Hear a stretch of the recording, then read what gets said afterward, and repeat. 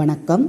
தமிழ் வாசித்தல் பயிற்சியில் இன்று சொல்லின் ஒரு எழுத்தை நீக்கி புதிய சொல் எழுதுதல் என்னன்னு பார்க்கலாம். இப்போ பட்டம் அப்படின்னு இருக்கு. இதில் இட்ட நீக்கணும்னா ப ட இம் படம். திண்ணை இதில் இன்ன நீக்கணும்னா தி நை. தவளை அதில் வாவை நீக்கணும்னா த லை. அதுக்கடுத்து அன்னை அதில் இன்ன நீக்கணும்னா அணை. எல்லாமே பொருளுடைய சொல் பாருங்கள், பொருள் இல்லாமல் இருக்கக்கூடாது. அதாவது குதிரை இதில் தீயை நீக்கணும்னா குறை,